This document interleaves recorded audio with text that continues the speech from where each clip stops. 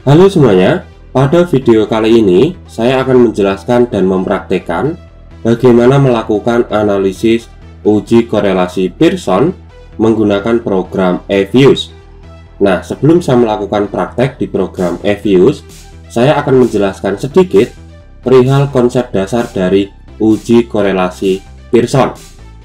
Uji korelasi Pearson bisa juga disebut dengan uji korelasi Pearson Product Moment.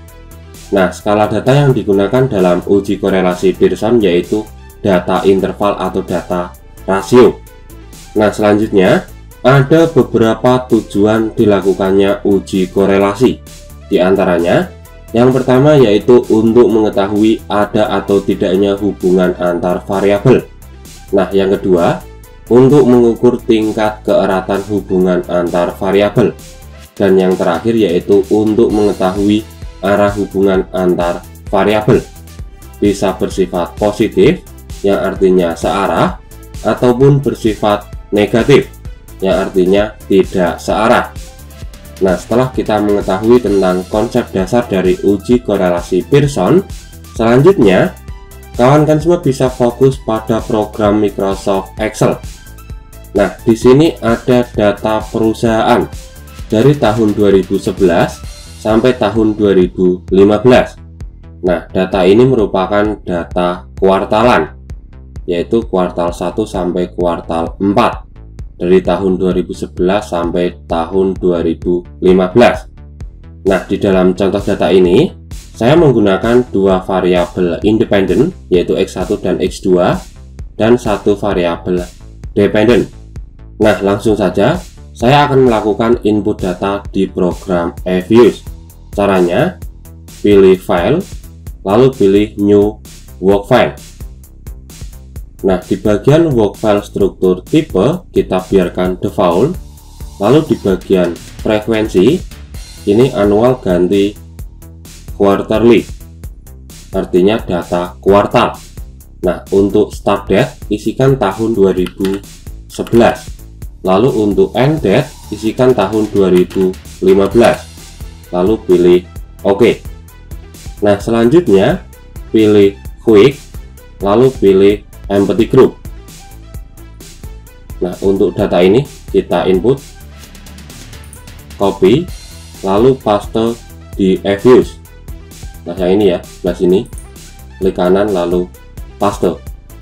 Nah, selanjutnya untuk melakukan uji korelasi Pearson di program EViews, kawan semua bisa pilih menu View, lalu pilih Covariant Analysis.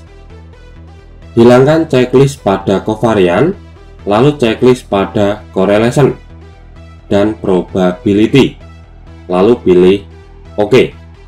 Nah, di sini sudah muncul output dari uji korelasi Pearson.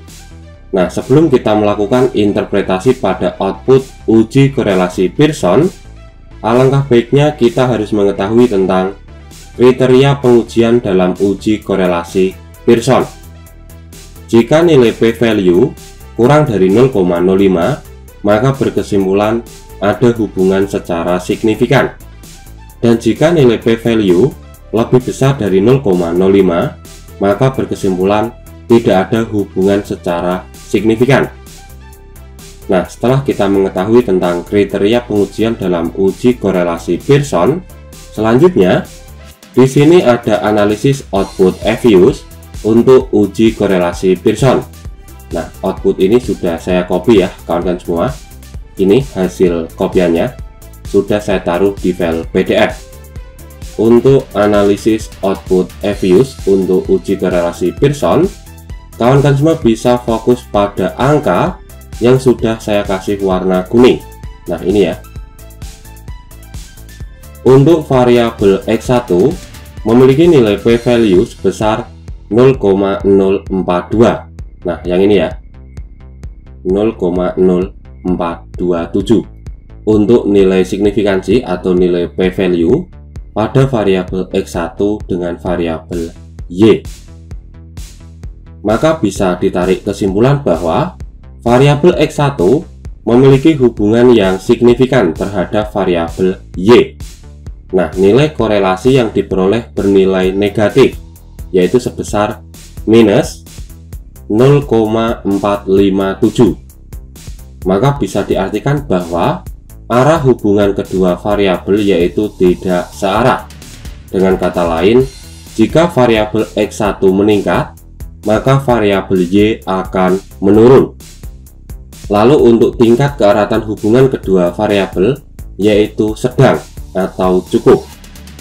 Nah, untuk mengetahui tingkat keeratan hubungan kedua variabel, kawan-kawan semua bisa fokus pada ini, pedoman derajat hubungan koefisien korelasi, di mana nilai korelasi antara variabel X1 dengan variabel Y sebesar minus 0,457. Nilai tersebut berada di antara nilai 0,40 sampai 0,60 dengan tingkat hubungan yaitu sedang atau cukup.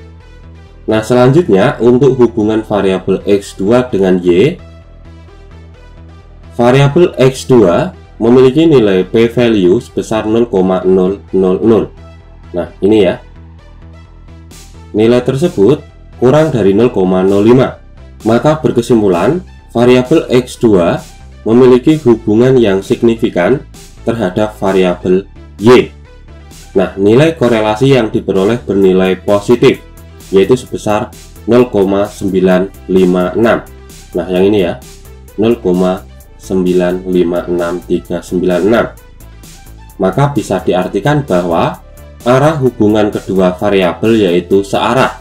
Dengan kata lain, jika variabel X2 meningkat, maka variabel Y juga ikut meningkat. Lalu untuk tingkat keeratan hubungan kedua variabel yaitu sangat kuat. Nah, nilai korelasi antara variabel X2 dan variabel Y berkisar pada tingkat keeratan hubungan yang sangat kuat. Dikarenakan nilai korelasi 0,956 berada di antara 0,80 sampai 1. Ya, kurasa cukup sekian penjelasan dan cara praktek bagaimana melakukan analisis uji korelasi Pearson di program EViews. Ya, saya akhiri. Selamat malam dan good luck.